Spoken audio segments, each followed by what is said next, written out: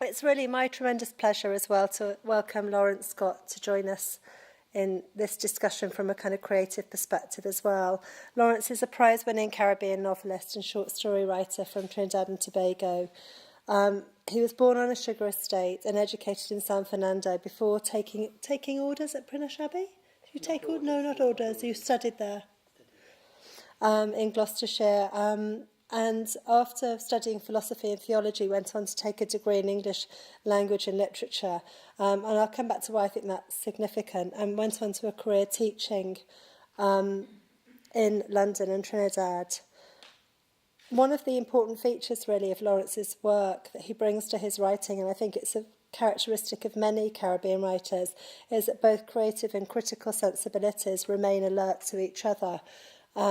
So in addition to being a creative writer, Lawrence actually writes critical pieces as well. His foray into the Naipaul criticism that we were discussing earlier. But he also does some very important research, including a wonderful project that generated a collective testimony of a former sugar estate village, Golconda, Our Voices, Our Lives. And also the extensive research on the life of times of Trinidad's 19th century artist, Michel-Jean Casaban, which also informed Lawrence's 2012 novel, Light Falling on Bamboo. And that latest novel was preceded by 3 others. The first, Witch Broom, which was shortlisted for the Commonwealth Writers' Best First Book. And actually was the first time I ever met Lawrence. A long time ago. It was a very vivid memory. It was the first time I'd ever had the pleasure of teaching Caribbean literature, and Lawrence came along and animated the class as well. The second is Alred Sin, the winner of the Commonwealth Writers' Prize Best Book in Canada and the Caribbean. And the third, Night Calypso, shortlisted also for the Commonwealth Writers' Best Book. In all of his novels, Lawrence captures the kind of intricate entanglements of a Creole culture that we've also been trying to think about today in terms of informing our discussions of sexuality, and the way in which those intricate entanglements really challenge identity categories reliant on the kind of norms of race or class or gender or sexuality. And in Lawrence's novel, all of those kind of stable norms begin to falter and demand reinterrogation. He manages that really effortlessly, simply by representing the way in which the physical proximity of everyday lives within small societies or plantation structures create a whole kind of compression of attachments, affective, erotic, familial, that are constantly kind of eroding those perspectives that seemingly, separate people from each other or make people distant from each other. He shows in which in the Caribbean often that distance and proximity are working alongside each other. While all of his works are deeply concerned, I think, with that ethical project of living together, Alred Sin is perhaps the most challenging of these, given that it's almost one of the boldest explorations of same-sex loving. So that whole sense of living together as a project and also same-sex loving come together in that book. I don't want to give away too much about the book, but there are 3 aspects of it that I think are really important to note, and I want to say that in case Lawrence doesn't feel he can say it. The first is the way in which the scenes of sexual love between men are given very direct depiction and are very emotionally. So we were talking earlier about Lord's differentiation between sensation and feeling, and it seems to me that, Lawrence really captures, an erotics of feeling rather than sensation.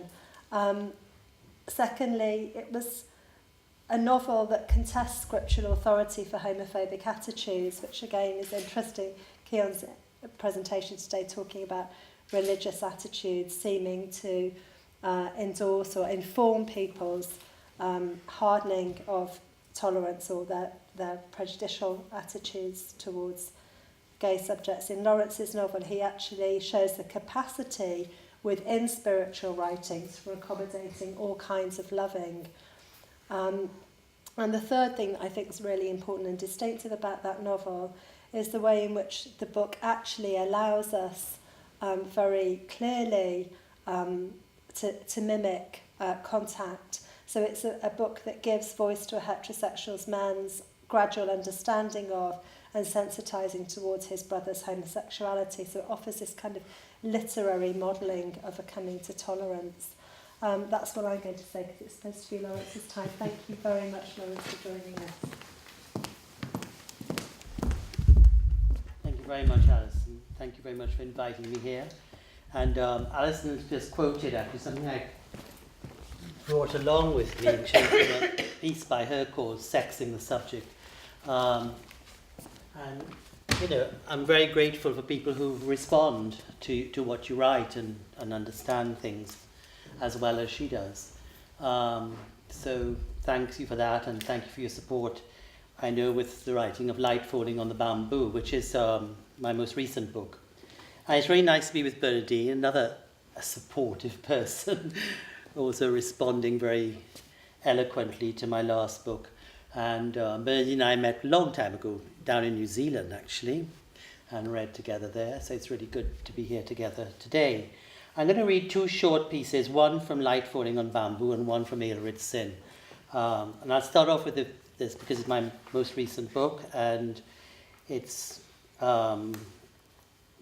what I feel most connected with at the moment. But because of this conference, I think I will also read something from Aelred Sin, and I'll talk about that in a second. Don't want to go on too long, so yeah. I just want to start off as a little preface. You know, this book, I just say quickly, this book is based on a really historical figure, Michel-Jean Casabon, Trinidad's 19th century painter. Very little is known about him, though we have masses of paintings. So it was there to be imagined, his life, really. And in 1848, as the book starts, he comes back for his mother's death, leaving his wife and children in Paris. And he's trying to set himself up as an artist in Trinidad, and he gets the patronage of the governors and rich planters and so on. He's mixed race, free coloured. I suppose today they'd call him black man, but a very important community, the free coloureds of the 19th century. They were very political figures in Trinidad history, very much feared by the British, who thought they were Republicans and would, help create another Haiti or something like that in Trinidad. Anyway, the story is really about Michel-Jean Casabon, his life and his loves and painting and so on. And when we find out very quickly, so I'm not really giving anything away, he's had a sort of teenage love affair with his sister, his half-sister, who he didn't know was his sister, who is a slave of his father's, because the free coloureds had slaves. And he discovers that quite a bit on in the relationship. But they continue it a bit into adulthood. The relationship's not going on when they arrive, but there's still a sort of memory of it. And in this little piece, it's interesting, and because of this conference, I thought I'd preface it with this. Josie is her name. She says, there's a bit here, Josie's, a little scene here, and Josie's saying, anyway, your wife not going to like them young girls. These are people he brings up to his studio. Just like I don't like them. They will have to finish before she come. And tell me that you want to bring she and the children here. They're in Paris, coming to Trinidad. Josie, you going to chaperone my life? Yes, you're right. Look at the portrait now. He's just been doing a portrait of her. It's not portrait I want, You don't want posterity? You go give me posterity? She realized what she had said. He saw her holding back her tears. The fact of what she had given up for him made itself felt. They fell silent. Josie, I know. He wanted to give her something back, something lasting. I'm responsible for that as much as you. She pointed to the portrait. She smiled and changed her mood. The things we get up to, the things we do. But he was up to all kind of things from small. Is your mother 2 eyes you have? You confuse people with those eyes, and that charm. Josie, what are you talking about? The boys, you confuse them too. You're done with that, I'm sure. I could never make out how your desire went here and there at the same time. Don't interfere with people, that footman and milkman. Don't interfere with them. And I just saw, because of the conference, she said, I never could make out how your desire went here and there at the same time. And his wife and his children are in Paris, and he's in Trinidad for 3 years before he goes back and brings them. And this is a point where Josie's mother is upbraiding Josie. Josie's mother is Ernestine, and the mistress of Michel Jean's father. And she is upbraiding her daughter for this continuing, what she thinks is the continuing relationship that Michel Jean has with Josie. With the bedroom window open, he could hear Josie and Ernestine in the yard below. You're not a child no more, girl. Come, time to have your own children. He heard the disappointment of the mother for her daughter not getting married and giving her some grandchildren, now that she could with dignity and solemnity. And you must stop this nonsense with Jazzy. That's Michel Jean. He gone, child, and good thing too. Let things take their natural course, is what I say. None of that commerce all you get yourself into. So long a tell all you is against nature, child. Mama, what you talking about? It's so long now, Jazzy, and I fix up with business. What you know is what you're doing upstairs there. You think I don't know what's going on? Mama, nothing going on. Anyway, so why you don't fix yourself up with one of them fellas that calling for you? Michel Jean thought how she had saved herself for him, seemingly unable to commit herself to any of her many admirers. Mama, you have time to meddle with? You want to see me leave you? Michel Jean listened to the sad conversation. His return to the island had made it all so real again, the tastes and smells of where he had learned to put his fingers to pleasure her. The very illicitness of their union had become even more the reason for continuing against all the warnings, against Joseph's nasty insults. Joseph is his brother. You're still with that nigger, sister? The beginning had been so innocent, the eventual knowledge so sweet with pain. He reached as if to pull her towards him now again as she entered the room. Josie, sweetheart, Doudou. Jazzy, you need to get up, you know. You have to answer the letter. Is the governor, you say, right here? Boy, you is a real big man now. I doing that this morning. I leaving some clothes hanging here that I iron. Josie, you too good we? You too bad. She laughed and she left the room. Michel Jean is about to get his first commission from the governor. He read through the governor's letter.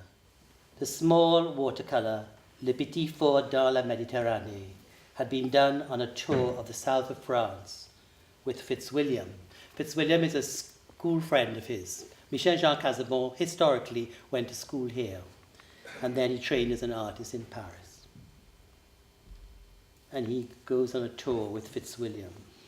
That painting was charged with quite different memories of two friends together with their own kind of companionship, their own love forged in the cruel halls of a public school, where to survive you had to have your secrets, negotiate your paths in a dangerous place. They were boys without girls, caught in the first flush of their desires. Then there were the priests trying to recruit you for God.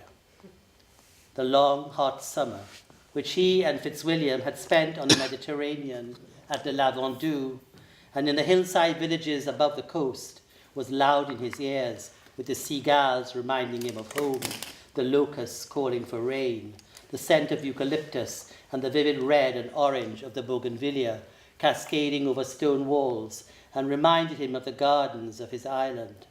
The Midi Sea was an aquamarine which made him ache for home. Their longings found their consolation in comradeship, in a friendship that broke its bounds. Fitzwilliam used to say, Casabon, Is this what we really want? In the music of that inimitable Irish accent, which I can't do. Their doubts faded and their embraces led to their own hot conclusions. But he did not remember that they ever spoke much about what they did. They followed desire. If they did give it thought, it seemed to be part of their sense of art and beauty, which they searched for in the galleries of paintings and sculptures, like when they stood stunned, lost in admiration of the form of Michelangelo's David in the Piazza del Signoria, which they had eventually discovered off the maze of streets in Florence. In the delineations of that male form, beauty was the impetus that fired their desire and their common empathy for each other. Later at night, after carousing in a tavern that led to a stolen moment with a young girl that came to nothing, they stumbled back to their pensione and fell into bed together as mates. A long, hot night, quenched with spring water from the stone pitcher. In the morning, inspired by the memory of Michelangelo's David, he sketched Fitzwilliam's naked body with charcoal and a stylus. I won't read any more from that, I'll just leave that. I was really encouraged by the title of the conference about desire. And somebody, I think, in the conference was talking about, I think Denise maybe, all these categories, all these breaking downs of who we are, and, it sounds like some sort of terrible sort of 19th century odd sort of medical history that you are homosexual and bisexual and transgender. I think it was even Peter Tatchell who wrote an article in The Guardian not very long ago saying, he just wished people could be sexual, and that and desire, as Josie says, boy, I didn't know how your desire could go here and there at the same time. Well, desire does do that, doesn't it? In this book, which I wanted to read really because I just finished reading Bernadine's book, which is a real roller coaster of things. And don't be carried away by all that humour. It's a very sad book in some ways. And the sadness is coming through underneath. I'm sure you picked it up, all the bubbling of Barry's way of telling his story. And a very important book, I think, and I hope it's going to shake up the Caribbean. But I was moved to sort of choose a bit from Aelred Sin, which is actually about two elderly gentlemen as well, in a very different tone. Aelred Sin is about a brother called Robert, who comes to England because he's heard that his brother has died. And his brother was Jean-Marc, and had gone into a monastery. And they had separated over the years, and he hears his brother's died, and he's come to research his brother's death, and he's given these journals, and he goes back to the monastery where his brother was, and the book is structured in terms of the story that Robert is telling based on these journals, and a journal that he keeps himself of his visits to this monastery and researching the archive of his brother's life, really, getting to meet his brother's lover, Benedict. And this section is really, yes, Aelred, the young Aelred. I won't go into all the other narratives in the book. The young Aelred has just had his first encounter with Benedict. He's fallen in love with Benedict. He's young, he's very young, 19. He's fallen in love with Benedict, and they had their first sort of sexual encounter. It's not a full sexual encounter, but he's told by Benedict right away to go away and confess immediately. Sin, sex, sin. And he does that, and he goes to Brother Sebastian, Brother Basil. And Brother Basil is a very kind man and helps him with that. And later on, an older monk called Sebastian dies. And then it's a custom in the monastery that the monks, they dug each other's graves. And it's the scene where Aelred is digging the grave for Sebastian, this elderly monk, and Basil comes along. That morning, instead of his usual study, Aelred detailed to work in a cemetery with Leonard to dig Sebastian's grave. This was the second grave he had helped to dig. Breaking the surface was the hardest. Then it got easier. They were almost halfway, taking it in turns to use the pickaxe, when Basil arrived to help. While one dug, the other shoveled away, and the third rested. At one point, Leonard had to slip away to help at the pottery, and the grave digging was left to Basil and Aelred. So you've got Basil's about 70-something and Aelred, this young 19-year-old. So Sebastian has gone, Aelred said, wanting to open conversation with Basil, remembering the reference to the brother dying and receiving the last sacraments. It was a long night. Did you watch after I left your room? I was called at 12, and then every hour on the hour I seemed to be called. Were there no other monks to watch? Oh yes, the vigil was well looked after, but at each hour the new watch came to say that Sebastian wanted me there. Were you his confessor? I was his friend, brother. Basil looked directly at Aelred when he said this, resting from his shoveling. A best friend. Aelred looked up from his digging, his face alert with questions. Yes, you see, I wanted to help with the grave, though I am not up to the hard part. I'll do that, Aelred answered eagerly. I wanted to help. Here, you shovel, I'll dig. When you're tired, take a rest. We joined together, you know, straight from school. We were your age, just 19 at the time. Aelred looked at Basil and thought he must be in his 70s. He'd always been frail. Basil shovelled and spoke. His breathing was laboured. At what point he nearly gave up, but we managed to find a way. You mean recently? He's been dying for a long while, yes? Yes, that, but no, I mean when he was young. He was frail even then. Our life was harsher in those days. This part of the narrative is going on in 63. So Aelred, Basil and those who joined the monastery in the 30s. There were long fasts. The heating was poor. I'd never thought of that. I expect things have been changing through the years.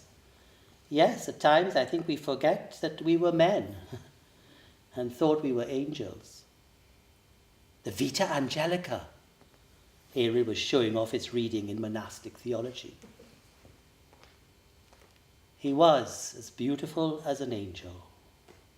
There was a whimsicality about Basil, the same monk who had a donkey on his desk and gave sermons on donkeys carrying the sacred burden on the flight into Egypt. Delicate, soft, spoken, sensitive, a talented painter, but very modest. The Stations of the Cross in the Abbey Church are his. Basil had stopped shoveling and was looking up into the soughing trees. He put his shovel down, took a handkerchief from his pocket and blew his nose. Aelred continued digging, embarrassed to watch. When he looked up from the digging, from where his head was down, hidden at the bottom of the grave, nearly finished, he realized Basil was crying. He had put the shovel down and had walked away towards the medieval chapel in the corner of the cemetery. Aelred could see his shoulders shaking, and he could hear his sobs between the blowing of his nose. Aelred carried on digging and shovelled out the last of the dirt. It seemed to him that the grave was the required depth, but Leonard would have to give the final judgment. He pulled himself out of the hole. Are you okay? Aelred joined Basil on a bench under a shady cedar of Lebanon. Yes, brother. He was a brother to all of us. It's a common loss. But I'll miss him, and no one will ever know how much. For who can I tell? You can tell me, Aelred said boldly. Yes, I can tell you. It's worth it, brother. It's worth carrying on, trying hard. That's what we did. We came through all the stages. Aelred saw the old monk's eyes fill to brimming. He watched the lines in his face, the wrinkles on his hands, but in his eyes and from his lips he heard the story of youth, of the passion in youth, of the sins of youth, of the body of youth.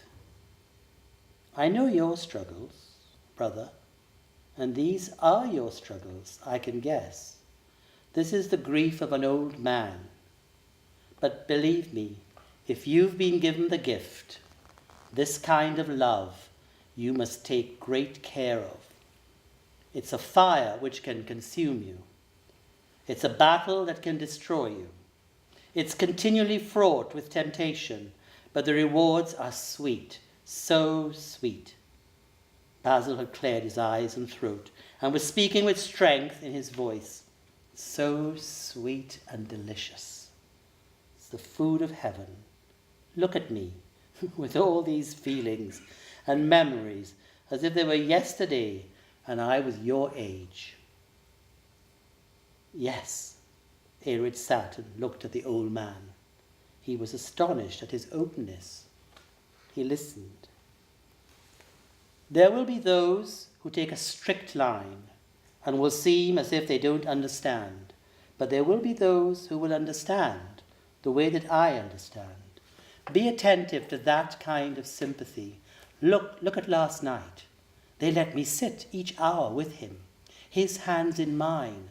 In the end, he lay in my arms and gave his soul to God. Then he looked Aelred